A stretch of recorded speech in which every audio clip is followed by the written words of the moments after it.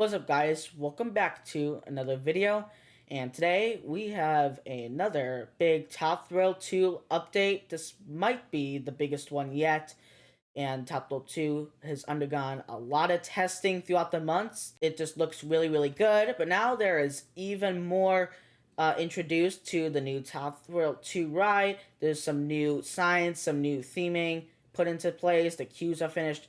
I'll go more into that in a second, but I'm just really, really excited for this thing to open up on May 4th and potentially maybe even get to ride it or see it earlier, depending on what happens, which I'll explain later. But without further ado, I'm going to get right to the gist of it, as there has been a lot of work done on Top Thrill 2 since I've last made an update video. A lot of the updates that have happened over the past month or two have just been a lot of testing, but now we have a lot of new stuff put into place, one of which are the new signs. There is a new big front sign by the entrance to the ride, and it just looks really, really good. They have the two pictures on the left and right that really make the sign look really, really good. The colors look really awesome, and I overall think the sign design is really, really good. And it really adds a nice touch to the color scheme of the ride. And there's also another new sign at the front of the plaza for the new ride, Top Thrill 2 Racing.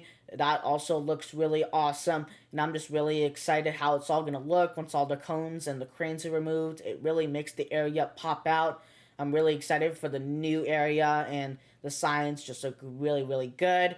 Now, moving on, there are also new queues that have been installed, and they look to be mostly done. The new TVs are installed, and from what it looks like, most of the queues and the fences are done, and the racing fences, they look really pretty realistic, and then the queues are done too. I think there was a little bit of lack of theming in the queue, but I can't expect a lot of theming for in queues for stuff at Cedar Point. But I think the queues look good regardless, and obviously we'll see the queues more once we actually get on the ride. As I said earlier, the ride has undergone a lot of testing. All three trains have gone through several cycles of the ride. And the trains look really, really good, even with them empty. They'll look way better with people on them, but they look really, really good. The station is also looking good as well. I'm excited to see what the station looks like. It's going to have what appears to look like a gatekeeper look with the operator's booth above the track.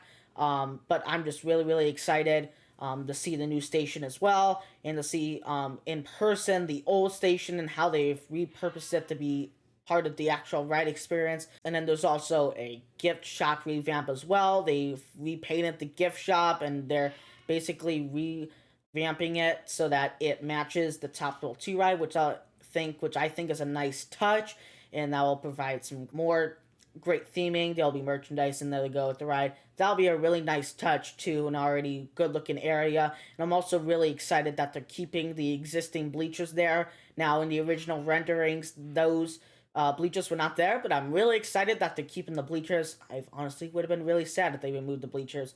But I don't know what they'll do with the bleachers. I don't know if they'll repaint them or do something with them in the final days leading up to opening day, but we will see. I'm just happy that they're still there, and that is basically a rundown of the new stuff they added at for Top Thrill 2. There's obviously still a little more work that needs to be done, and some last minute things that still need to get taken care of.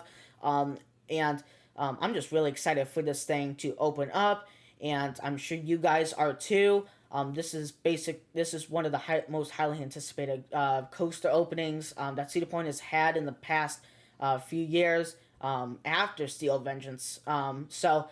Just really excited for this thing to open up and for it to be operational again. There will be an opportunity for me to go and get there days early to get a new look at the ride.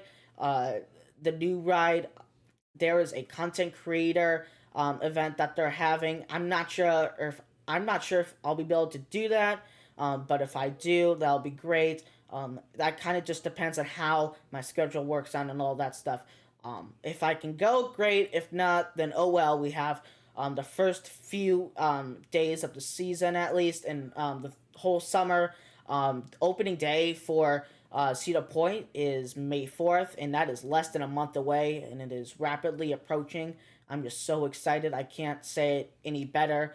And I'm just really intrigued to see how the ride is and how it looks in person.